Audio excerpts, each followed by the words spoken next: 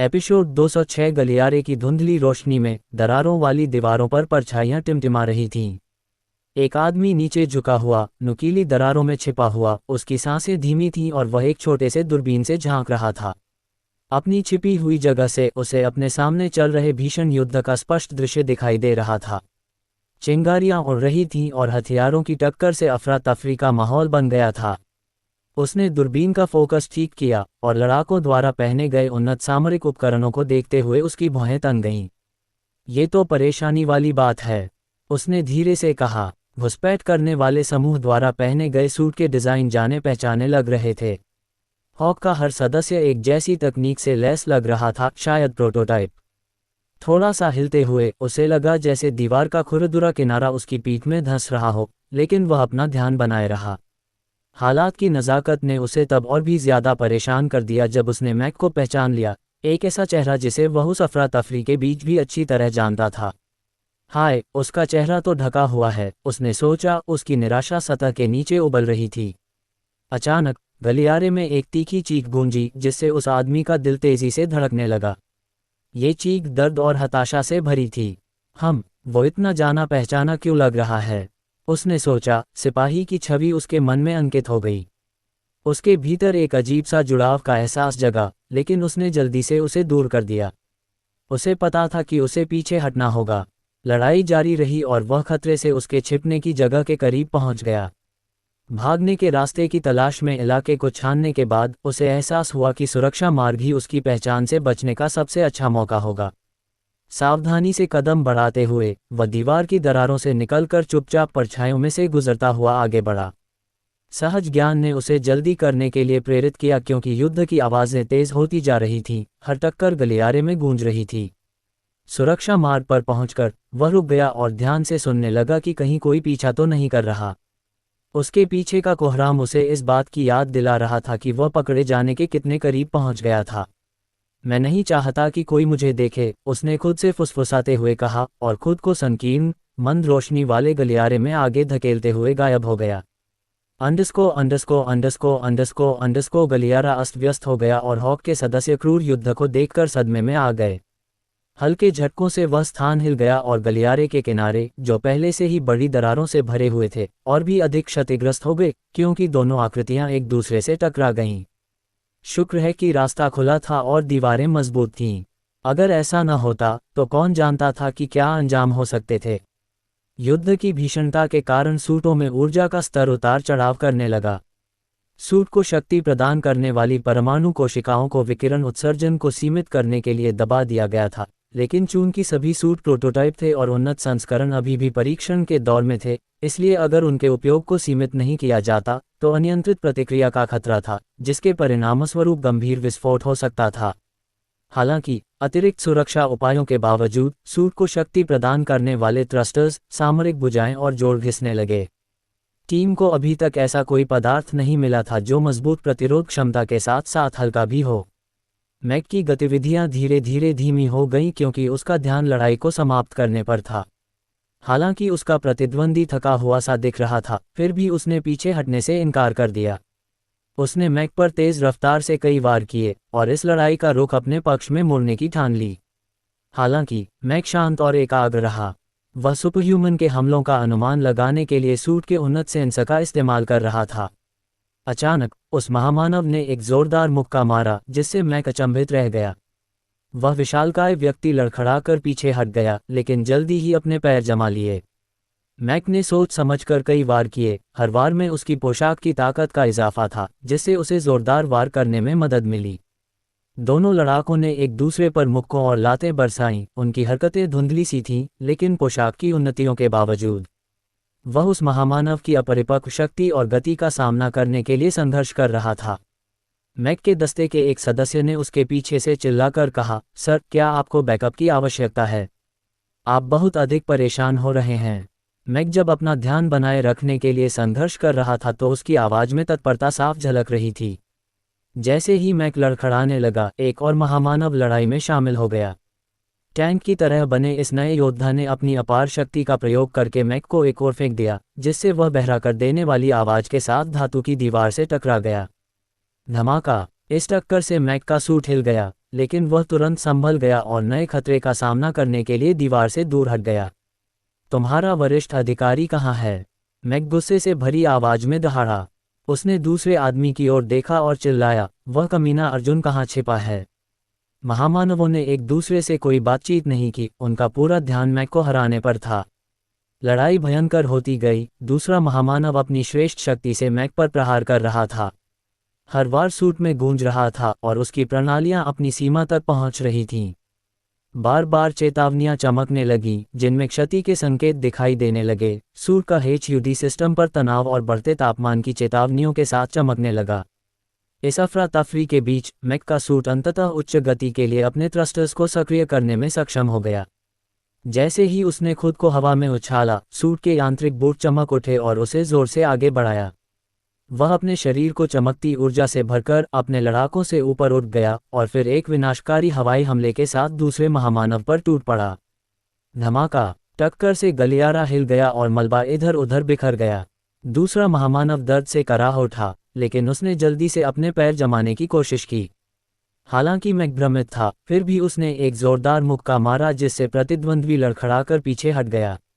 यह जबरदस्त मुकाबला जोरदार प्रहारों का मिश्रण था, जिसमें मैक ने अपने सूट की बढ़ी हुई ताकत का इस्तेमाल करते हुए एक के बाद एक जबरदस्त वार किए।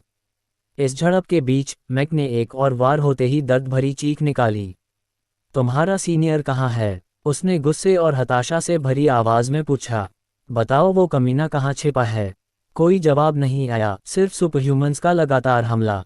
सूट की चेतावनी प्रणाली मैक के डिस्प्ले पर चमक उठी, जो गंभीर रूप से गर्म होने और नुकसान का संकेत दे रही थी। कम्युनिकेटर पर ऑरोरा की आवाज़ कड़क रही थी। मैक, सूट ज्यादा नहीं संभाल सकता, तुम्हें इसे जल्दी खत्म करना होगा। जैसे ही दूसरा आदमी मैक को व्यस्त रखता, पहला आदमी छिपकर भागने की कोशिश करता, परछाई में छिपकर सही मौके का इंतजार करता। उसने मैक को पकड़कर उसकी गर्दन मरोड़ने की योजना बनाई। उन्हें यकीन था कि सूट गर्दन के पास इतना मजबूत नहीं था कि वह अधिक बल से सुरक्षा दे सके। तभी गलियारे में एक बहरा कर देने वाली गर्जना गूंजी। पहला महामानव, जो मैक पर हमला करने की तैयारी कर रहा था, पीछे की ओर धमाका हुआ। उसके सीने में एक बड़ा सा छेद हो गया और वह जोरदार धमाके के साथ जमीन पर गिर पड़ा। विस्फोट का स्रोत तुरंत स्पष्ट हो गया। एक विशाल स्नाइपर राइफल, जिसकी नली अभी भी बारूद के फटने से हल्की सी चमक रही थी। हे भगवान, यह क्या था? मैक के दस्ते के सदस्यों में से एक ने आश्चर्य से कहा। उसकी आंखें आश्चर्य से चौड़ी हो गईं। इस विस्मयादिबोधक के बाद एक जोरदार धमाका हुआ जिसने गलियारे को हिलाकर रख दिया और वह महामानव निश्चल पड़ा रहा। उसकी छाती में एक गहरा घाव था। गोली एक स्नाइपर राइफल से चली थी, जो उस आदमी के पास थी जिसने ऑरोरा के आदेश का पालन किया था और लड़ाई के दौरान जल्दी से छिप गया था और उसके निर्देशों के अनुसार हथियार इकट्ठा करके गोली चलाने का इंतजार कर रहा था। इस स्नाइपर राइफल की चिकनी और भविष्योन्मुखी डिजाइन में लंबी बैरल और शीतलन छिद्र थे जो इसकी अत्यधिक ऊर्जा उत्सर्जन को नियंत्रित करते थे। यह एक विद्युत चुंबकीय हथियार था और इसकी विनाशकारी क्षमता के कारण इसे एक केंद्रित, उच्च ऊर्जा विस्फोट करने के लिए डिजाइन किया गया था। तत्काल खतरा टल जाने के बाद मैक ने अपना ध्यान उस एकमात्र जीवित बचे महामानव की ओर लगाया, जो अचानक हुए घटनाक्रम के बाद भागने की कोशिश कर रहा था। मैं तुम्हें भागने नहीं दूंगा। इसके साथ ही मैक ने तेज गति से पीछा करने के लिए सूट के थ्रस्टर्स चालू कर दिए। उसके सूट के थ्रस्टर्स जोर से दहाड़ उठे और उसे अविश्वसनीय गति से आगे की ओर धकेल दिया। इस बीच वह महामानव फुर्ती से गलियारों से गुजरा, लेकिन अपनी बढ़ी हुई गति से मैक तेजी से दूरी कम करने में कामयाब रहा। जैसे ही वह काफी करीब पहुंचा, उसने सूट की उन्नत लक्ष्यीकरण प्रणाली को सक्रिय कर दिया और उसे अपने शिकार पर निशाना साध दिया। जैसे ही वह निकट आया, उसने स्वयं को हवा में उछाल दिया, जबकि वह अभी भी सूट के यांत्रिक बूटों से प्रेरित था, और उसने हवा में ही उस अतिमानव को टक्कर मार दी, जिससे वह गलियारे की ठंडी धातु की दीवारों से टकरा गया, जिससे उसकी हड्डियां हिल गईं। महामानव ने संघर्ष किया, लेकिन मैक ने उसे मजबूती से जकड़ने के लिए सूट की उन्नत संयम प्रणाली का उपयोग किया। इस प्रहार से महामानव दर्द से कराह उठा, लेकिन मैक ने हार नहीं मानी।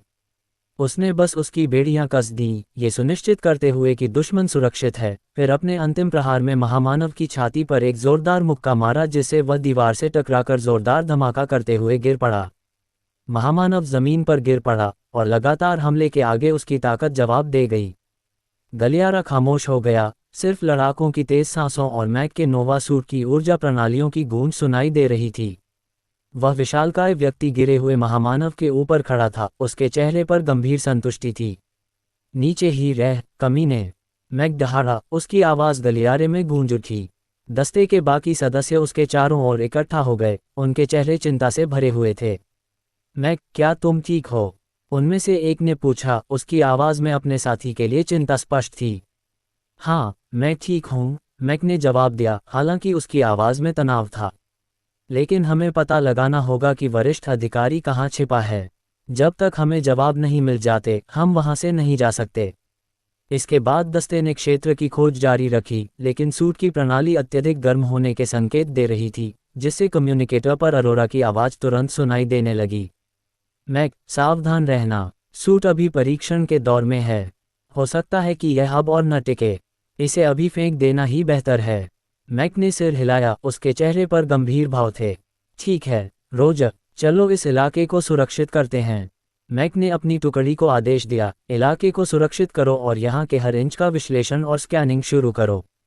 हमें पता लगाना है कि कहीं कोई और जाल या छिपे हुए निकास तो नहीं हैं। टीम ने तुरंत कार्रवाई शुरू कर दी और गलियारे तथा आसपास के कमरों की तलाशी ली। जो कभी अराजक युद्ध क्षेत्र था, अब वहां भयानक सन्नाटा पसरा हुआ था, जिसे केवल सूट की शीतलन प्रणालियों की गड़गड़ाहट और स्कैनिंग उपकरणों की कभी कभार आने वाली बीप की आवाज़ें ही तोड़ती थीं।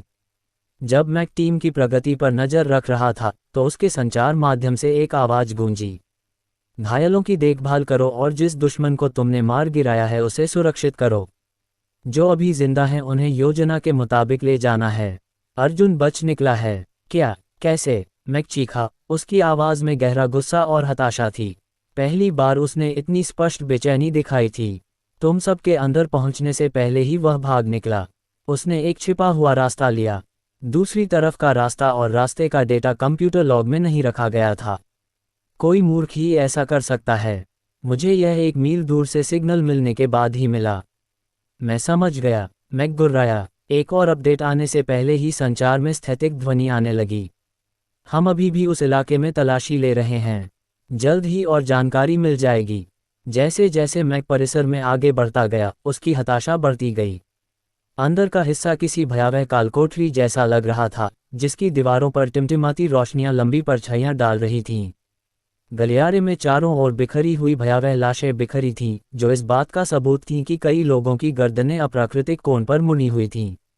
हवा में मौत की दुर्गंध और खून की धातु जैसी गंध भरी हुई थी। जैसे जैसे दस्ते ने अपनी तलाश जारी रखी, उन्हें कई खौफनाक कमरे मिले। दस्ते के एक सदस्य ने कांपती आवाज में बताया, हमें एक यातना कक्ष जैसा कुछ मिला है। वहां जंजीरें, बेड़ियां और हर जगह खून के धब्बे हैं। एक अन्य ने कहा, यहाँ हाल ही में हुई गतिविधि के भी संकेत मिले हैं। हम दीवारों पर ताज़ा खरोंच देख रहे हैं, जैसे कि किसी चीज़ या व्यक्ति को यहाँ घसीट कर लाया गया हो। टीम की बातचीत दबी हुई चीखों और कभी कभार धातु की खड़खड़ाहट से बाधित थी। यातना कक्षों की खोज से टीम में सिहरन दौड़ गई और कमरों की जांच पड़ताल जारी रखने पर मंद रोशनी और भयावह माहौल ने उनके डर को और बढ़ा दिया। जांच के दौरान मैक के विचार एक स्मृति की ओर चले गए, जो उसके अतीत की एक बेचैन कर देने वाली याद थी। उन्हें एक गुप्त कार्यक्रम के तहत सुपर सैनिक संवर्धन के लिए चुना गया था। इस कार्यक्रम के लिए केवल उन्हीं लोगों को चुना गया था जो अपनी सहनशक्ति और जीवन शक्ति को चरम सीमा तक बढ़ाने के लिए डिज़ाइन किए गए कठिन परीक्षणों की एक श्रृंखला से गुजरने से पहले कठोर कमांडो प्रशिक्षण में सफल रहे थे। संवर्धन प्रक्रिया क्रूर थी। कमांडो प्रशिक्षण के जीवित बचे लोगों को उनकी शारीरिक और मानसिक क्षमता का परीक्षण करने के लिए कई यातनापूर्ण प्रक्रियाओं से गुजरना पड़ा, और उनमें से भी केवल वे ही जीन संवर्धन के अगले चरण के लिए पात्र थे जो इन परीक्षणों में सफल रहे और जीवित रहे। इस प्रक्रिया में मानव शरीर क्रिया विज्ञान को बदलने के लिए डिज़ाइन किए गए एक सीरम का प्रशासन शामिल था, एक ऐसा उत्परिवर्तन जो अलौकिक क्षमताएं प्रदान करता था। हालांकि सफलता की दर बहुत कम थी। चुने गए 100 उम्मीदवारों में से केवल 2 ही सफल हो पाते थे और इस प्रक्रिया से बच पाते थे। ऐसा इसलिए हुआ क्योंकि जीन संवर्धन सीरम ने व्यक्ति के डीएनए को संशोधित करके नए जीनों को एकीकृत करके काम किया, जिससे शारीरिक शक्ति, चपलता और संवेदी बोध में वृद्धि हुई। इस परिवर्तन ने व्यक्ति के चयापचय और शारीरिक लचीलेपन को भी बदल दिया, जिससे उसे चोटों से तेजी से उबरने में मदद मिली। इसके कारण ये प्रक्रिया जोखिमपूर्ण हो गई और कई अभ्यर्थियों को गंभीर दुष्प्रभावों का सामना करना पड़ा या वे इस परिवर्तन से बच नहीं पाए। जैसे जैसे यादें धुंधली होती गईं, मैक वर्तमान में लौट आया। उसकी टीम ने एक सुरक्षित भंडारण कक्ष खोज निकाला था जो संवर्धन सीरम की शीशियों से भरा था और हर शीशी नाइट्रोजन शीतित कंटेनर में लटकी हुई थी। चिकनी और कांच जैसी शीशियां बड़ी सावधानी से रखी गई थीं और उनमें रखी सामग्री एक भयानक, हल्की नीली चमक से झिलमिला रही थी। इन शीशियों को देखना इन अतिमानवीय संवर्धनों के पीछे छिपे काले विज्ञान की भयावह याद दिलाता है। इन शीशियों को सुरक्षित करो, मैक ने आदेश दिया। उसके अंदर उमड़ते घुमड़ते जज्बातों के बावजूद उसकी आवाज़ स्थिर थी। हमें ये सुनिश्चित करना है कि हर शीशी सही सलामत बॉस तक पहुंच जाए। जब टीम ने सावधानीपूर्वक शीशियों को आगे के विश्लेषण के लिए सुरक्षित स्थान पर पहुंचाया तो मैक ने सुविधा का सर्वेक्षण जारी रखा। अमन वर्चुअल रियलिटी की दुनिया में कंट्रोल पैनल पर झुका हुआ था। उसकी नज़रें सामने लगी स्क्रीन पर घूम रही थीं। हर स्क्रीन पर चल रहे ऑपरेशन के लाइव फीड्स दिखाई दे रहे थे और वह उस जगह में हो रहे अराजक दृश्यों को अपने अंदर समाहित कर रहा था। मशीनों की लगातार गड़गड़ाहट और बीच बीच में अलर्ट की बीप की आवाज़ें कमरे में एक तनावपूर्ण यांत्रिक लय भर रही थीं। उसके बगल में खड़ी ऑरोरा ने अपनी नज़र अपने टर्मिनल पर प्रवाहित हो रहे डेटा पर गड़ा दी। उसकी मुद्रा कठोर थी और उसके चेहरे पर गंभीरता थी क्योंकि वह आने वाली जानकारी को समझ रही थी। अमन की नज़र केंद्रीय स्क्रीन पर टिकी रही जिस पर मैक और उसकी टुकड़ी की प्रगति दिखाई जा रही थी। उस सुविधा की तस्वीरें जो अब विकृत शवों और टिमटिमाती रोशनियों का कब्रिस्तान बन चुकी थी, उसे एक ठंडी बेचैनी से भर रही थीं। कितने लोग हताहत हुए? अमन ने पूछा। उसकी आवाज़ शांत थी लेकिन उसमें चिंता की एक गहरी लहर थी। अब तक 8, सर, अरोरा ने जवाब दिया। उसकी आंखें अभी भी उसकी स्क्रीन पर केंद्रित थीं। अमन की भौहें तन गईं, उसका चेहरा हताशा से तन गया। उसने अपनी मुट्ठी भींच ली और नंबर याद करते हुए उसकी बांह की मांसपेशियां साफ तौर पर खींच गईं। नुकसान का बोझ बहुत दर्दनाक लग रहा था। उसने आंखें बंद कर लीं और अपनी भावनाओं को शांत करने के लिए गहरी सांस ली। अरोरा ने अमन की प्रतिक्रिया को सहानुभूति और पेशेवर उदासीनता के मिश्रण से देखा। वह जानती थी कि इन नुकसानों ने उसे कितना गहराई से प्रभावित किया है, हालांकि वह इसे शायद ही कभी जाहिर करता था। वह चुप रही, उसे खुद को संभालने के लिए एकांत का एक पल दिया। जब अमन ने आखिरकार अपनी आंखें खोलीं, तो वे ठंडी और दृढ़ थीं। वह सीधा हुआ और अपने संयम में आई क्षणिक चूक को भुला दिया। हम और नुकसान नहीं सह सकते, उसने कहा। उसकी आवाज़ अब दृढ़ निश्चय से कठोर हो गई थी। अरोरा, क्या तुमने लड़ाई से संबंधित सभी आंकड़े एकत्र कर लिए हैं? हाँ, फिर एक लड़ाकू सूट तैयार करना शुरू करें जो हमें महामानवों से लड़ने में मदद कर सके। इस दुनिया में मौजूद हर धातु और मिश्र धातु के साथ प्रयोग करें और अगर वे काम न करें तो नए बनाएं।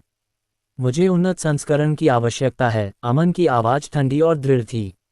अरोरा ने मिशन के मापदंडों को अद्यतन करते हुए सिर हिलाया। समझ गया। मैं ये सुनिश्चित करूंगा कि सभी संसाधन टीम की सहायता के लिए पुनर्निर्देशित किए जाएं। जैसे जैसे वे ऑपरेशन पर नज़र रख रहे थे, स्क्रीन पर स्थिति की भयावह सच्चाई साफ दिखाई दे रही थी। यह मिशन खतरों से भरा था और इसका असर दस्ते और पूरी योजना दोनों पर पड़ रहा था, जो धीरे धीरे साफ दिखाई दे रहा था। अमन की निगाहें मैक की टीम को उस जगह के खतरों से गुजरते हुए देखकर और भी सख्त हो गईं। दांव पहले कभी इतना बड़ा नहीं था और वह जानता था कि अब से आगे लिया गया हर फैसला उनके उद्देश्यों की सफलता और उनके गुर्गों की सुरक्षा के लिए बेहद अहम होगा। कुछ दिनों के बाद न्यूलैंड में माहौल उत्साह से भर गया। जैव प्रौद्योगिकीविद और वैज्ञानिक एक अत्याधुनिक प्रयोगशाला में एकत्रित हुए और सुपरह्यूमन सीरम युक्त शीशियों की जांच करते हुए खुशी से फूले नहीं समा रहे थे। चिकने कांच जैसे कंटेनरों में छिपे रहस्यों को उजागर करने की तैयारी करते हुए उनके हाथ उत्सुकता से कांप रहे थे। इस सफलता का इंतजार उन्हें बहुत समय से था और वे इसके परिणाम देखने के लिए उत्सुक थे। यही है, हमें अंततः सुपरह्यूमन सीरम मॉडल तक पहुंच मिल गई है जिस पर हम वर्षों से काम कर रहे थे। डॉक्टर हैरिस ने उत्साह से कांपती हुई आवाज में कहा, मुझे इस पर यकीन नहीं हो रहा। इस सीरम के संभावित अनुप्रयोग हर चीज में क्रांति ला सकते हैं, डॉक्टर।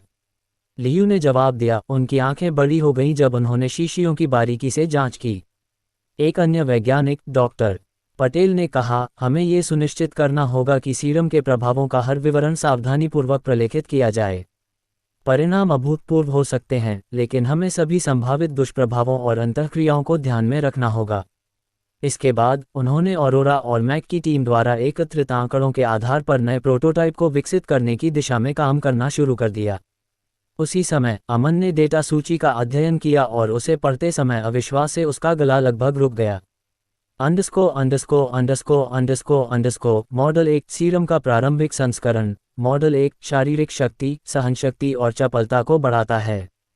इसमें मांसपेशियों का भार बढ़ता है, सजगता तेज होती है और थकान के प्रति लचीलापन बढ़ता है। प्रभाव: प्रतिभागियों को उल्लेखनीय शारीरिक क्षमता और सहनशक्ति प्राप्त होती है, लेकिन अक्सर उन्हें गंभीर मांसपेशियों में खिंचाव, जोड़ों में दर्द और अत्यधिक तापमान या ऊंचाई जैसे पर्यावरणीय तनावों के प्रति संवेदनशीलता में वृद्धि का सामना करना पड़ता है। लंबे समय तक उपयोग से क्रोनिक थकान हो सकती है और संयोजी ऊतकों और केंद्रीय तंत्रिका तंत्र को संभावित रूप से नुकसान पहुंच सकता है। मॉडल 1.5 मॉडल 1 का उन्नत संस्करण। मॉडल 1.5 मूल सीरम के कुछ दुष्प्रभावों को कम करते हुए बढ़ी हुई शक्ति और सहनशक्ति प्रदान करता है। ये संज्ञानात्मक कार्यों और सजगता को उच्च स्तर तक बढ़ाता है, जिससे अधिक सटीक शारीरिक क्रियाएं संभव होती हैं। प्रभाव: मॉडल 1 की तुलना में बेहतर नियंत्रण और रिकवरी प्रदान करता है, लेकिन विषयों को अभी भी कभी कभी मांसपेशियों में ऐंठन, जोड़ों में तकलीफ और कुछ संज्ञानात्मक भटकाव का अनुभव हो सकता है। दुष्प्रभाव कम हो जाते हैं, लेकिन तनाव और मामूली हार्मोनल असंतुलन के तहत ध्यान केंद्रित करने में कठिनाई का सामना करना पड़ सकता है। मॉडल 2 में उन्नत शारीरिक और मानसिक सुधार के लिए उन्नत आनुवंशिक संशोधन शामिल हैं, जिसमें संवेदी बोध में वृद्धि भी शामिल है। इसे अधिक जटिल और चुनौतीपूर्ण परिस्थितियों के लिए डिज़ाइन किया गया है। यह मनुष्य को पहले से 5-7 गुना अधिक शक्तिशाली बनाता है। प्रभाव: न्यूनतम दुष्प्रभावों के साथ व्यापक सुधार प्रदान करता है। प्रतिभागियों को असाधारण शक्ति, चपलता और संज्ञानात्मक कार्य का अनुभव होता है, साथ ही संवेदी अधिभार या बढ़ी हुई संवेदनशीलता की दुर्लभ घटनाएं भी होती हैं। कुछ लोगों को अपनी नींद के पैटर्न में हल्के व्यवधान का अनुभव हो सकता है और कभी-कभी हार्मोनल उतार चढ़ाव भी हो सकते हैं। अंगों के विफल होने और आंतरिक धुंधलापन बनने का जोखिम होता है। मॉडल 3 सबसे उन्नत संस्करण। मॉडल 3 पिछले मॉडलों के तत्वों को अत्याधुनिक जैव इंजीनियरिंग के साथ जोड़ता है। ये सर्वोच्च शारीरिक प्रदर्शन, असाधारण संवेदी बोध और तेज उपचार प्रदान करता है, जिससे मनुष्य 10 गुना अधिक शक्तिशाली बनता है। प्रभाव: लगभग अलौकिक क्षमताएं प्रदान करता है, न्यूनतम दुष्प्रभावों के साथ। प्रतिभागियों में बेहतर शक्ति, चपलता और संज्ञानात्मक कार्यक्षमता प्रदर्शित होती है और प्रतिकूल प्रभावों का जोखिम बहुत कम होता है। दुर्लभ दुष्प्रभावों में अस्थायी भटकाव, प्रतिरक्षा प्रणाली में मामूली गड़बड़ी या चरम स्थितियों में कभी कभी बढ़े हुए तनाव प्रतिक्रियाएं शामिल हो सकती हैं। महत्वपूर्ण नोट: इन सभी मॉडलों के प्रमुख दुष्प्रभावों में पुरुषों का नपुंसक हो जाना शामिल हो सकता है। दोनों लिंगों के लोग भी बांझ हो सकते हैं। अमन के माथे पर पसीने की बूंदें उभर आई जब उसने यह बात समझी। सर, उस स्थिति में अगर श्रीमती सूरी। ऑरोरा ने आगे कुछ नहीं कहा, लेकिन अमन उसकी बात समझ गया। उसने ये भी सोचा कि क्या सिंह ने सूरी को एक प्रयोग के तौर पर इस्तेमाल किया था, जिसके परिणामस्वरूप उसे गंभीर यातनाएं झेलनी पड़ीं। अगर उसने सचमुच सीरम लिया था और उसके बुरे असर झेले हैं, तो इसमें कोई हैरानी की बात नहीं कि वह अपने परिवार से नाराज है। हालांकि हम पक्के तौर पर नहीं कह सकते, और सिर्फ इसी वजह से मैं उसे नहीं छोड़ूंगा। इतने सारे संसाधन होने के बावजूद अगर मैं इतनी छोटी सी बीमारी का इलाज नहीं कर सकता, तो मुझे चुल्लू भर पानी में डूब मरना चाहिए, अमन ने सूरी पर दया करते हुए कहा। उनकी टिप्पणी के कारण किसी ने शूटिंग के दौरान उनकी मुखबिरी कर दी, जिसके कारण एक बड़ा दृश्य काट दिया गया। उन विचारों को दूर करते हुए उन्होंने रिपोर्टों में और अधिक गहराई से जाना। इंदिरा ने मॉडल 1 और 1.5 को सफलतापूर्वक हासिल कर लिया है। मॉडल 2 के विकास में वे पूरी लगन से लगे रहे और इसके उन्नत फीचर्स को और बेहतर बनाने के लिए कड़े सुरक्षा उपाय लागू किए, साथ ही इससे जुड़े जोखिमों को भी न्यूनतम रखा। जैसे जैसे तकनीक विकसित हुई, सीरम मॉडल के दुष्प्रभाव कम होते गए। मॉडल 3 उपयोगकर्ताओं के स्वास्थ्य पर न्यूनतम प्रभाव डालते हुए संवर्धन तकनीक के शिखर का प्रतिनिधित्व करता था। जैसे ही वैज्ञानिकों ने अपनी उपलब्धि का जश्न मनाया, ऑरोरा की शांत और अधिकारपूर्ण आवाज़ ने उत्साह को कम कर दिया। मैं बेस से इकट्ठा किया गया डेटा लोड कर रही हूँ। जैसे ही ऑरोरा ने बोलना जारी रखा, कमरे में सन्नाटा छा गया। आधार से हमने सीरम के अनुप्रयोगों और दुष्प्रभावों पर व्यापक डेटा एकत्र किया है। मॉडल 1 में पर्याप्त शक्ति सुधार दिखाई देता है, लेकिन साथ ही मांसपेशियों में उल्लेखनीय खिंचाव और पर्यावरणीय संवेदनशीलता भी होती है। मॉडल 1.5 में बेहतर नियंत्रण और कम दुष्प्रभावों के साथ इसमें सुधार हुआ है। मॉडल 2 न्यूनतम समस्याओं के साथ उन्नत संवर्धन प्रदान करता है, जबकि मॉडल 3 प्रतिकूल प्रभावों के बहुत कम जोखिम के साथ संवर्धन के उच्चतम स्तर का प्रतिनिधित्व करता है। जैसे जैसे हम आगे के परीक्षणों के साथ आगे बढ़ेंगे, विस्तृत विश्लेषण किया जाएगा। मैं चाहता हूं कि आप प्रयोग करें और जल्द से जल्द इन प्रभावों को नकारने के लिए एक आदर्श समाधान खोजें। जैव प्रौद्योगिकीविदों ने एक दूसरे को प्रभावित दृष्टि से देखा, तथा जैसे जैसे वे अपने अभूतपूर्व कार्य के निहितार्थों पर गहराई से विचार करने के लिए तैयार हो रहे थे, उनकी उत्सुकता बढ़ती जा रही थी। अरोरा की बातें सुनकर अमन मुस्कुराया और बोला, लेकिन क्या अब इससे कोई फर्क पड़ता है? खोज उपयोग में आने वाले सुपरह्यूमन सीरम को खोजें और खोजें। पुरस्कार, उन्नत सुपरह्यूमन सीरम। आपने खोज पूरी कर ली है। हवा में एक हरे रंग की शीशी प्रकट हुई, जिसे अमन ने पकड़ लिया और एक तरफ रख दिया। इसके साथ ही डेटा का एक बड़ा भंडार भी आया, जिसे उन्होंने वीआर गियर के माध्यम से उपयोग के लिए अरोरा को हस्तांतरित कर दिया। अब जबकि उन्होंने एक बड़ी उपलब्धि हासिल कर ली थी, उन्होंने थोड़ा आराम करने और वैश्विक घटनाओं, खासकर स्थानीय समाचारों पर ध्यान देने का निर्णय लिया। उनका ध्यान मॉनिटर पर चमकती वैश्विक समाचार सुर्खियों की ओर गया। हर एक खबर वैश्विक राजनीतिक परिदृश्य की बढ़ती तीव्रता को रेखांकित कर रही थी, और मुख्य ध्यान इंद्र के आगामी चुनावों पर था, जहां इंद्र सत्ता पर अपनी पकड़ मजबूत कर रहा था। अरोरा उसके पास खड़ी होकर अपने टर्मिनल पर डेटा स्कैन कर रही थी। ताज़ा अपडेट बताते हुए उनकी आवाज़ स्थिर थी। राजपूत अपनी योजनाओं को आक्रामक तरीके से आगे बढ़ा रहे हैं। वे कई बड़ी कंपनियों मीट्यूब, विशनबुक, दयाक्स और मोमेटग्राम के शेयरों में भारी मात्रा में निवेश कर रहे हैं। सार्वजनिक क्षेत्र की कंपनियों, रक्षा और बैंकिंग से जुड़े शेयरों में गतिविधियों में तेजी देखी जा रही है। सरकार ने इन क्षेत्रों पर ध्यान केंद्रित करने का वादा किया है, और कई नेता अपनी राजनीतिक रैलियों में यही संदेश दे रहे हैं। उन्होंने आगे कहा, लोगों को 4 तारीख से पहले ये शेयर खरीदने के लिए प्रोत्साहित किया जा रहा है। पूर्वानुमान बताते हैं कि इसके बाद कीमतों में उल्लेखनीय वृद्धि होगी। अमन ने ध्यान से सुना, उसके चेहरे पर संदेह और चिढ़ का मिला जुला भाव था। तो राज्य विद्युत बोर्ड (एसईबी) पाखंडी बन रहे हैं।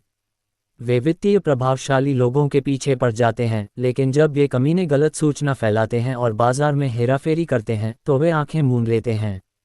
अरोरा ने शांत स्वर में, लेकिन थोड़ी निराशा के साथ जवाब दिया, आप सही कह रहे हैं सर, सबके हाथ बंधे हुए हैं। चेयरमैन साहब ने भी दांव लगा दिया है और नतीजे का इंतजार कर रही हैं। अमन ने अपनी हताशा जाहिर करते हुए कहा, 4 जून का दिन तो बड़ा तमाशा बनने वाला है।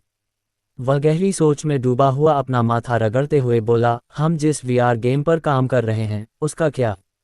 अरोरा ने अपना ध्यान खेल के विकास की स्थिति पर केंद्रित कर लिया। गेम अच्छी तरह से आगे बढ़ रहा है। मूल विकास सीधा है, हम बस कहानी को और बेहतर बना रहे हैं। फिलहाल ये कई सिमुलेशन से गुजर रहा है और जल्द ही पूरा हो जाएगा। अमन ने सोच समझकर सिर हिलाया। उसका दिमाग तेजी से दौड़ रहा था, क्योंकि वह राजनीतिक चालबाजियों, बाजार में हेरफेर और साथ ही वीआर गेम के संभावित असर के बारे में सोच रहा था। उसकी नज़र फिर से स्क्रीन पर गई, तेजी से घटित हो रही घटनाओं के आपस में जुड़े जाल पर विचार कर रही थी। वह अरोरा की ओर मुड़ा, जो अपने टर्मिनल पर रणनीतिक योजनाओं को अद्यतन करने में व्यस्त थी। अरोरा, ये स्पष्ट है कि आने वाली घटनाएं निर्णायक होने वाली हैं। हमें अपनी क्षमताओं को बढ़ाने की ज़रूरत है, खासकर स्टील्थ ऑपरेशंस में। इसके अलावा कुछ उपग्रहों को प्रक्षेपित करने से हमें बढ़त मिल सकती है। अरोरा ने स्क्रीन से ऊपर देखा, उसका भाव केंद्रित था। समझ गया, मैं टीम के साथ मिलकर दोनों मोर्चों पर तुरंत काम शुरू कर दूंगी। अमन की निगाहें तेज थीं, उनकी आंखों में दृढ़ संकल्प की झलक थी। हमें वायरलेस बिजली और वाईफाई सिग्नल के क्षेत्र में भी प्रगति को आगे बढ़ाना होगा। हमारे पास पहले से ही बिजली का बुनियादी ढांचा मौजूद है, और अब समय आ गया है कि हम इस पर कोई बड़ा प्रभाव डालें। अरोरा ने सिर हिलाया और ज़रूरी कदम उठाने शुरू कर दिए। मैं भी इस पर काम शुरू कर दूंगी। अमन पीछे झुक गया, उसके अंदर एक दृढ़ संकल्प का भाव आ गया। हम सुर्खियों में आने के कगार पर हैं। आइए सुनिश्चित करें कि समय आने पर हम इसे हासिल करने के लिए तैयार रहें। उनका तात्कालिक लक्ष्य अपना स्वयं का उपग्रह प्रक्षेपित करना था, एक ऐसा कार्य जो तब तक कम कठिन प्रतीत होता था जब तक वे रडा के अंतर्गत रहते। उत्कल के उच्च वर्ग में अफवाहों और प्रत्याशा का माहौल था, क्योंकि व्यापार जगत में एक नए और प्रभावशाली व्यक्ति डैनियल ने अपनी विशाल नई फर्म की स्थापना की थी। क्षितिज पर विशाल कार्यालयों और तेजी से बढ़ते कार्यबल की प्रभावशाली संख्या के साथ, डैनियल का नया उद्यम क्षेत्र की अर्थव्यवस्था और तकनीकी परिदृश्य पर महत्वपूर्ण प्रभाव डालने के लिए तैयार था। इस परिवर्तन के मूल में नोरा थी, जो ऑरोरा की नई एआई सहायक थी, जिसे डैनियल की मदद के लिए विशेष रूप से बनाया गया था। उन्होंने दिन प्रतिदिन के कार्यों का कुशलतापूर्वक प्रबंधन किया तथा ये सुनिश्चित किया कि सब कुछ सुचारू रूप से और कुशलतापूर्वक चले। कंपनी के विजन को व्यावहारिक क्रियान्वयन के साथ एकीकृत करने में नोरा की उपस्थिति बेहद अहम रही। अपनी जिम्मेदारियों के तहत, नोरा ने डैनियल को ऑरोरा के सबसे रोमांचक विकासों में से एक, सिनक्लेयर नामक क्रांतिकारी वीआर गेम के बारे में जानकारी दी। जब डैनियल ने मंच पर अपना स्थान ग्रहण किया, तो उन्होंने प्रस्तुति का कार्यभार आई को सौंप दिया। एक खूबसूरत होलोग्राफिक महिला मंच पर शानदार ढंग से चली, उसकी आवाज़ से कहानी शुरू हुई। यह एक निजी प्रस्तुति थी और इसका उद्देश्य विशेष रूप से डैनियल को खेल का प्रदर्शन करना था। सिनक्लेयर एक अभूतपूर्व वीआर अनुभव है, नोरा ने शुरू किया, उसका उत्साह साफ झलक रहा था। यह एक विशाल गेम है जिसमें हजारों रास्ते और विभिन्न वर्ग हैं। खिलाड़ी खुद को एक समृद्ध कहानी मोड में डुबो सकते हैं जहां उनका सामना 7 घातक पापों का प्रतिनिधित्व करने वाले वैश्विक बॉस से होता है। उनके साथ 7 गुण गुप्त सहयोगी के रूप में कार्य करते हैं, जो पूरे खेल में सहायता प्रदान करते हैं। सिनक्लेयर का विशाल पैमाना और जटिलता विस्मयकारी थी। नोरा ने आगे कहा, खिलाड़ियों के पास असीमित विकल्प हैं। आप तलवारबाज, तीरंदाज या योद्धा से लेकर रणनीतिकार, व्यापारी, लोहार, बढ़ई या यहाँ तक कि खुदाई करने वाले भी बन सकते हैं। ये गेम सभी खेल शैलियों और रुचियों को ध्यान में रखकर डिज़ाइन किया गया है, जो एक सचमुच मनोरंजक अनुभव प्रदान करता है। डैनियल की कंपनी की बदौलत, सिनक्लेयर को जीवंत करने के लिए डिज़ाइन किए गए वीआर चैम्बर पहले से ही उत्पादन में थे। ये नवाचार गेमिंग की दुनिया में क्रांति लाने, वैश्विक ध्यान आकर्षित करने और मनोरंजन एवं तकनीक के मानकों को संभावित रूप से नया रूप देने के लिए तैयार था। जैसे जैसे सिनक्लेयर को लेकर उत्साह बढ़ता गया, डैनियल ने अपने तकनीकी कर्मचारियों के साथ एक निजी बैठक की। चर्चाएं गहन रहीं और नई वीआर तकनीक की बारीकियों और उनके सिस्टम में इसके एकीकरण पर केंद्रित रहीं। बैठक समाप्त होने के बाद डैनियल ने अपना ध्यान एक और चिंता की ओर लगाया, सुरक्षा। अमन ने हमें अपने 1 दर्जन अंगरक्षक दिए हैं, डैनियल ने नोरा से सुरक्षा व्यवस्था की समीक्षा करते हुए कहा। लेकिन मुझे ये सुनिश्चित करना है कि हमारी सुरक्षा सर्वोच्च स्तर की बनी रहे। मैं अपने ऑपरेशन में किसी भी तरह की कमजोरी की गुंजाइश नहीं रखना चाहता। नोरा ने गंभीरता से सिर हिलाया। हम पहले से ही ज्यादा शक्तिशाली और उन्नत सुरक्षा कर्मियों को लाने की प्रक्रिया में हैं। सर अमन ने हमें आश्वासन दिया है कि हमें सर्वोत्तम सुरक्षा उपलब्ध होगी। आपको बस अपने काम पर ध्यान देना है और सुरक्षा का मामला हम पर छोड़ देना है। इस विशाल परियोजना के पीछे के कारणों पर विचार करते हुए डैनियल के चेहरे पर थोड़ी कठोरता आ गई। अमन ने डैनियल को इस परियोजना का प्रबंधन सौंपने का फैसला प्रतिस्पर्धा के डर से नहीं लिया था, बल्कि वह आक्रामक रणनीति के कारण होने वाले संभावित रक्तपात और संघर्ष से बचना चाहता था।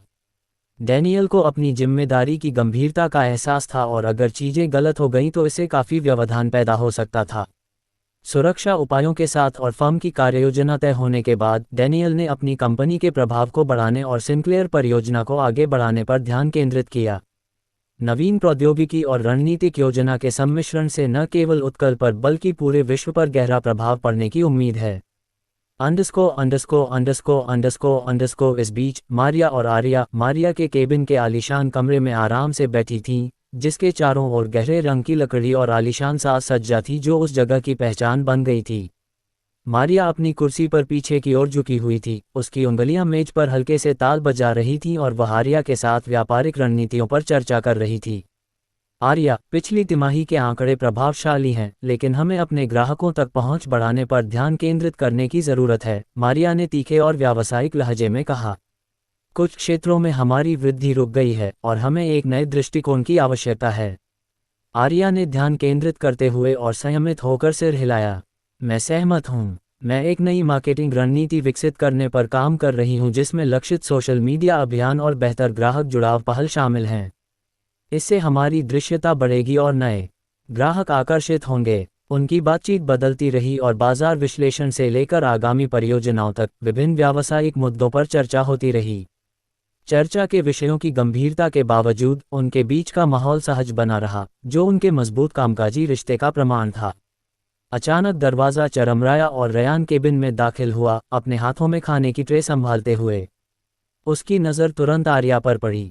आर्या, मुझे पता था कि तुम नाश्ता नहीं कर पाओगी, तो देखो मैंने क्या खरीदा है। रयान की आवाज़ धीमी पड़ गई जब उसने देखा कि मारिया मेज़ पर बैठी है। उसकी नज़र दोनों औरतों के बीच घूम गई और उसका संयम टूट गया। मारिया ने अपनी भौहें ऊपर उठाईं, उसके होठों पर एक चिढ़ाने वाली मुस्कान आ गई। आंखों में एक चंचल चमक लिए वह आर्या की ओर मुड़ी। लगता है रयान तुम्हारी मदद के लिए आ गया है। उम्मीद है मैं किसी बात में दखलंदाजी नहीं कर रही हूँ। आर्या के गाल गहरे लाल हो गए। ऐसी कोई बात नहीं है, उसने धीरे से कहा, उसकी आवाज़ फुसफुसाहट से थोड़ी ही ज्यादा थी। मारिया जोर से हंस पड़ी, उसकी खुशी साफ झलक रही थी। अरे सच में? अच्छा, तो मुझे जाना चाहिए। मैं किसी भी प्रेम मिशन के आड़े नहीं आना चाहती। घबराई हुई आर्या ने तुरंत विरोध करते हुए कहा, मैंने तुमसे कहा था ऐसा कुछ नहीं है। हाँ हाँ, मारिया ने हाथ हिलाते हुए खड़े होते हुए कहा। मैं समझ गई, अपने खाने का आनंद लो। मारिया दरवाजे की ओर बढ़ते हुए रुकी और पीछे मुड़ी, उसके चेहरे पर अचानक गंभीरता छा गई। वह रयान के और करीब झुक गई, उसकी आवाज़ एक धमकी भरी फुसफुसाहट में बदल गई। मैं तुम्हें चेतावनी देती हूँ, अगर तुमने उसका दिल तोड़ा तो मैं तुम्हें उसकी कीमत चुकाऊंगी। और तुम्हें अमन से सचमुच डरना चाहिए, क्योंकि अगर तुम उससे पंगा लोगे तो शायद तुम्हारी गेंदें बच नहीं पाएंगी। रयान की आंखें डर से चौड़ी हो गईं, मुंह खोलने को हुआ, लेकिन मारिया पहले ही बाहर निकल चुकी थी। दरवाज़ा बंद होते ही वह स्तब्ध रह गया। उसके पैर हल्के से कांपने लगे और उसने अपने माथे से पसीना पोंछा। हे भगवान, अमन सही था। ये लड़की मारिया वास्तव में एक राक्षसी है। उसने घबराई हुई नज़र से आर्या की ओर देखते हुए धीरे से कहा, मुझे अपना सर्वश्रेष्ठ व्यवहार करना चाहिए। जैसे ही उसने ट्रे नीचे रखी, अभी भी अपना संयम वापस पाने की कोशिश कर रहा था, आर्या उसे मनोरंजन और चिंता के मिले जुले भाव से देख रही थी। कमरे में तनाव साफ दिखाई दे रहा था, लेकिन रयान की घबराहट आर्या के होठों पर खींची मुस्कान को और गहरा कर रही थी। महंगे सिगारों की समृद्ध खुशबू से भरे एक भव्य कमरे में आलीशान मखमली कुर्सियों, एक भव्य महोगनी डेस्क और अलंकृत सुनहरे जुड़नार से कमरे की भव्य सजावट सजी हुई थी। एक आदमी आराम से ऊंची पीठ वाली कुर्सी पर बैठा था, उसके सिगार से आलसे से धुआं निकल रहा था और वह अपनी घड़ी पर नजर गड़ाए हुए था। उसकी झुंझलाहट बढ़ती जा रही थी। वे कहाँ हैं? क्या वे सोचते हैं कि यह इतना महत्वपूर्ण है कि वे मुझसे इंतजार करवा सकते हैं? वह बड़बड़ाया, उसकी आवाज़ में झुंझलाहट साफ दिखाई दे रही थी। जैसे कि संकेत पर दरवाज़ा खुल गया और एक पुरुष और एक महिला को देखा। दोनों के चेहरे पर मुस्कान थी, जो उनके सामने अधीर आकृति को देखकर थोड़ी लड़खड़ा गई। देरी के लिए क्षमा चाहता हूँ मिस्टर रिचर्ड, हम ट्रैफिक में फंस गए थे, उस आदमी ने सहजता से कहा। एक गार्ड ने तुरंत उस व्यक्ति को पकड़ लिया और उसकी जांच शुरू कर दी, तथा उसके पास मौजूद सभी इलेक्ट्रॉनिक उपकरण हटा दिए। उनकी उत्सुक निगाहों को देखकर रिचर्ड ने कहा, हम रिकॉर्ड होने का जोखिम नहीं उठा सकते, इसलिए यह बैठक बिना किसी इलेक्ट्रॉनिक उपकरण के आयोजित की जाएगी। अच्छा, यही तो मैं चाहता था, नूह ने सहमति में सिर हिलाया। जब से उनके वीडियो की श्रृंखला वायरल हुई है, तब से नोआ अतिरिक्त सावधानी बरत रहे हैं और यह सुनिश्चित कर रहे हैं कि जब वह किसी महत्वपूर्ण बैठक में हो तो किसी भी गैजेट से दूर रहें। रिचर्ड की नज़रें उस औरत को गौर से देखते हुए तेज हो गईं, उसकी आंखें तिरस्कार से सिकुड़ गईं। ट्रैफिक, ऐसे शहर में, अगर आप राजपूत हैं और ट्रैफिक को भी दरकिनार नहीं कर सकते, तो आपके तथाकथित प्रभाव का क्या मतलब है? लगता है राजपूत मिसेस सोनालिया की ज़्यादा कद्र नहीं करते, वरना आपके लिए रास्ता साफ करने के लिए एक काफिला होता। सोनालिया का चेहरा गुस्से से तमतमा उठा और वह खुद को संभालने की कोशिश करती रही, लेकिन इससे पहले कि वह कुछ कह पाती, नूह ने धीरे से अपना हाथ उसके हाथ पर रख दिया और उसे शांत रहने का इशारा किया। राजपूत अपनी ताकत का दिखावा या तमाशा नहीं करते। हो सकता है कि हमारे पास स्टैनली जैसा दिखावटीपन न हो, लेकिन इससे हम महत्वहीन नहीं हो जाते। हमारी विरासत, संपत्ति और प्रभाव पीढ़ियों से बने हैं। हमें अपनी ताकत का प्रदर्शन करने की ज़रूरत नहीं है। रिचर्ड की आंखें गुस्से से चमक उठीं। तुम क्या कहना चाह रहे हो? क्या तुम मुझे नीचा दिखा रहे हो? नहीं नहीं, नूह ने सहजता से उत्तर दिया। किसी को नीचा दिखाने की कोई ज़रूरत नहीं है। मैं तो बस तथ्य बता रहा हूँ। हमें जो अपार धन दौलत, खजाना और ज़मीन विरासत में मिली है, वह जिंदगी भर और उससे भी ज़्यादा के लिए काफ़ी है। हमें अपनी योग्यता साबित करने के लिए अपनी बातें प्रचारित करने की ज़रूरत नहीं है। रिचर्ड का चेहरा गुस्से से लाल हो गया। तुम्हारी हिम्मत कैसे हुई? शांत हो जाए मिस्टर रिचर्ड, शांत हो जाए, नोआ ने बीच में ही टोकते हुए कहा, उसका स्वर शांत और दृढ़ था। हम यहाँ अपनी हैसियत दिखाने नहीं आए हैं, नहीं आप। आइए इस मुद्दे पर ध्यान दें। मिसेस सूरी और उस सांप अमन। अमन का नाम सुनते ही रिचर्ड का चेहरा गुस्से से तमतमा गया। उसे मारने की कोशिश के बाद अमन के बच निकलने की याद अभी भी उसके दिल में चुभ रही थी। रिचर्ड का पतन तब शुरू हुआ जब सूरी के पिता नाथनियल बैरेट ने अचानक सूरी के साथ उसकी सगाई तोड़ दी। इस मुठभेड़ के टूटने से रिचर्ड की अपनी पकड़ मजबूत करने की योजना को गहरा धक्का लगा। अपनी स्थिति बचाने के लिए उसने सूरी के सहयोगी अमन को खत्म करने की कोशिश की। हालांकि ये हत्या नाकाम रही और अमन बच गया। इसके बाद जब रिचर्ड ने भाड़े के सैनिक भेजने की कोशिश की तो गुप्तचर संगठन सिंस ने उन्हें नाकाम कर दिया। यह विवाद तब और भी बढ़ गया जब नथानियल ने सार्वजनिक रूप से रिचर्ड को हत्या के प्रयासों के लिए दोषी ठहराया और फिर अमन और सूरी पर हमला करने के लिए अतिरिक्त मुआवजे की मांग की। उनके बड़े भाई ने इस घोटाले का इस्तेमाल उन्हें कमजोर करने के लिए किया, उनके प्रभावशाली संबंधों को खत्म कर दिया और असफल संचालन से उत्पन्न वित्तीय तनाव तथा सार्वजनिक अपमान ने रिचर्ड की प्रतिष्ठा को और अधिक नुकसान पहुंचाया। इन असफलताओं के संचयी प्रभाव से रिचर्ड अलग थलग पड़ गया, अपमानित हुआ तथा उसकी शक्ति और प्रतिष्ठा छीन ली गई, जिससे अमन और सूरी के प्रति उसका क्रोध और बदला लेने की इच्छा और बढ़ गई। सूरी के प्रति उनकी शत्रुता कहीं अधिक तीव्र थी, जो उनके खोए हुए प्रभाव को पुनः प्राप्त करने की इच्छा से प्रेरित थी। नूह और सोनालिया ने एक दूसरे को त्वरित नज़रों से देखा और रिचर्ड की बढ़ती अस्थिरता को देखा। ऐसा लगता है कि हमारा एक ही दुश्मन है, नूह ने स्थिर स्वर में कहा। तुम्हारी तरह अमन से हमारी भी गहरी दुश्मनी है। क्या मेरे दुश्मन का दुश्मन दोस्त नहीं होता? तो क्यों न हम सब मिलकर उन्हें खत्म कर दें? राजपूत और स्टेनली एक हो गए हैं, तो ऐसे छोटे मोटे कीड़े हमारी परेशानी के लायक नहीं हैं। सोनालिया ने एक भयावह मुस्कान के साथ कहा, क्या आपको लगता है कि यह इतना आसान होगा? आपको शायद पता न हो, लेकिन सूरी एक सुपरह्यूमन है। क्या? नूह और सोनालिया दोनों एक साथ चिल्लाए। सुपरह्यूमन? क्या तुम्हें यकीन है? सोनालिया ने पूछा, उसकी आवाज़ थोड़ी कांप रही थी। इस अचानक खुलासे ने उन्हें बहुत प्रभावित किया और रिचर्ड उनकी प्रतिक्रिया देखकर कड़वी मुस्कान देने से खुद को नहीं रोक सके। यहाँ तक कि उसे भी इस बात का पता नहीं था जब तक कि सूरी ने उसे आसानी से और तेजी से नहीं पीटा और चारों ओर ताक झांक करने के बाद ही उसे अंततः इस बारे में पता चला। ये सोचते सोचते उसकी मुट्ठियाँ अनजाने में ही भींच गईं। काश उसे पता होता कि वह कितनी ताकतवर है, तो सूरी का पूरा इस्तेमाल करने और उससे निपटने से पहले वह कभी दूसरी औरतों से घुलने मिलने की हिम्मत न करता। नूह चुप रहा, क्योंकि हाल ही में वह इस अलौकिक चीज से परिचित हुआ था। आनुवंशिक रूप से संशोधित मनुष्य अपने समकक्षों से ज्यादा शक्तिशाली थे, लेकिन ऐसा नहीं था कि वे अजेय थे। किसी भी प्रकार की गोली उन्हें मार सकती थी और हालांकि उनके शरीर में जहर के प्रति कुछ प्रतिरोधक क्षमता थी, लेकिन यह उनकी मृत्यु को पूरी तरह से रोकने के लिए पर्याप्त नहीं थी। क्यों न हम पहले उसे ही काटने पर ध्यान दें? एक बार जब हम तने को काट देंगे तो नीचे की शाखा से निपटना बहुत आसान हो जाएगा। रिचर्ड का चेहरा और भी उदास हो गया। सूरी को निशाना बनाने का विचार उसके मन में पहली बार आया, क्योंकि इससे उसे उन लोगों पर पलटवार करने का मौका मिला जिन्होंने उसके साथ अन्याय किया था और अपनी खोई हुई शक्ति को वापस पाने की संभावना भी।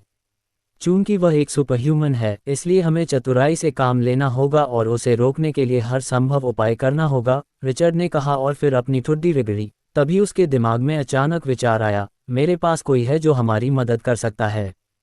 कौन? दंपति ने असमंजस में पूछा। उसकी भाई भूमिगत प्रयोगशाला मशीनों की गड़गड़ाहट से गूंज रही थी। नियंत्रण पैनलों की हल्की चमक पूरे कमरे में एक भयानक रोशनी फैला रही थी। कमरे के मध्य में एक विशाल पॉड रखा था, जो एक चिकने धातु के फ्रेम में बंद था।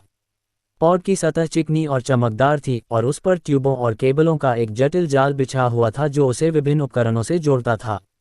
अंदर एक पारभासी तरल धीरे धीरे घूम रहा था, जो हल्की नीली रोशनी से प्रकाशित हो रहा था। ये द्रव एक सीरम है जिसे उन्नत जैविक प्रयोगों के लिए डिजाइन किया गया था। इसकी हल्की चमक थी, जो इसकी अत्याधुनिक प्रकृति का संकेत देती थी। अमन पॉड के पास खड़ा था, उसकी निगाहें उसके अंदर मौजूद सीरम पर टिकी थीं, जबकि मैक और मुख्य वैज्ञानिक पास ही खड़े थे। उनके चेहरे पर एकाग्रता और चिंता का भाव था। अमन की आवाज़ ने सन्नाटा तोड़ा, शांत लेकिन संतुलित, क्या आप वाकई पहले जाना चाहते हैं?